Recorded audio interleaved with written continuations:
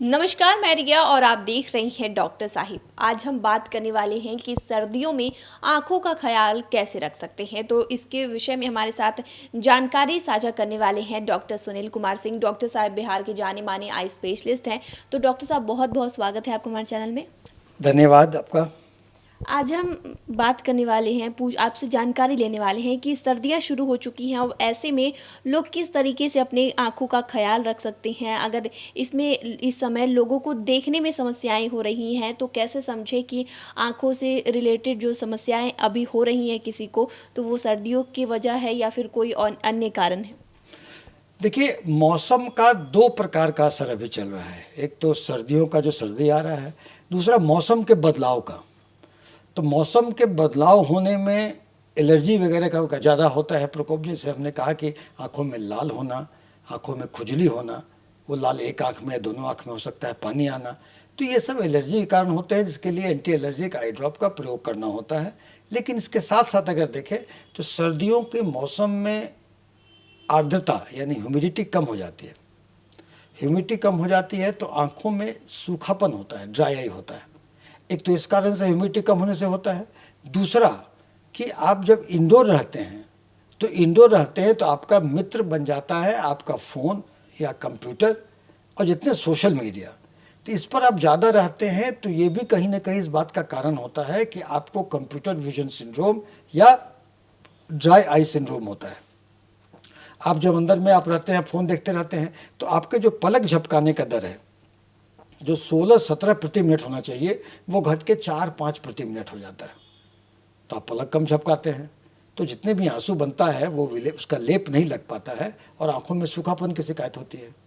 इसके साथ ही आप जो सब पर रहते हैं तो एक भौं में दर्द, आंखों में दर्द, आंखों में लाली होना, क्योंकि आप जब सोशल मीडिया पर रहते हैं तो आप जो उसमें आपका आई का जो कंट्रास्ट है, तो कंट्रास्ट वेरी करता है सेंटर से पेरिफेरी में। तो आपका आई के सीलियरी मसल्स को फोकस डिफोकस फोकस डिफोकस उस पर स्ट्रेन पड़ता है, तो आंखों में दर्द भी होता है। तो इन दर्द का लेकर के ये सब चीज़ें ये जाड़ा में होती है वो कारण से। दूसरा आप देख लें कि इन जाड़ा के टाइम में आप घर में रहते रहेंगे तो उसमें आग जलाएंगे, बाहर रहेंगे तो आग जलाएंगे। तो आग जलने से जो धुआं होता है वो धुआं आँखों पे प्रतिकूल प्रभाव करता है। वो इन्फेक्शन, एलर्जी भी कर सकता है और कभी कभी उसमें आँखों में फॉरेन बॉडी चल जाता है, उसको उड़ करके आँख में चल जाता है। तो अगर एलर्जी हुआ आपको तो उसमें स्टेरॉयड ड्रॉप का, एंटी एलर्जिक ड्रॉप का प्रयोग करें। अगर आपको इन्फेक्शन हुआ तो आप एंटीबायोटिक ड्रॉप का प्रयोग करें। और आँखों में कुछ चला जाए और पानी से धोने से ना निकले तो उसको चिकित्सक से मिलकर निकलवाना भी पड़ता है। इसके साथ ही आपको आदत होगी कुछ दिन में हीटर वगैरह लगाने की, तो बंद कमरे में अगर हीटर रखें तो उस हीटर से जो मौसम में एक तो नमी कम, दूसरा बाकी नमी भी हीटर एब्जॉर्ब कर लेता है। तो आप बंद कमरे में एक कोने में एक तौलिया या कोई कपड़ा या बाल्टी पानी का रखें कि कमरे के आर्द्रता या ह्यूमिडिटी मेंटेन रहे और आँखों में सूखापन कम हो।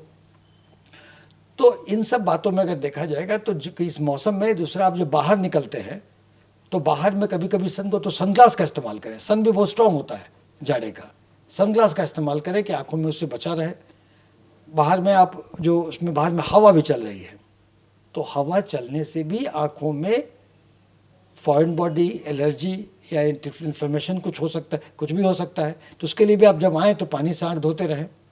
तो पानी से आँख तो इसके लिए आप करना क्या है कि पहले तो पानी से आँख धोना है, आँखों को बचाना है, सोशल मीडिया वगैरह पर अन्यथा न रहना है।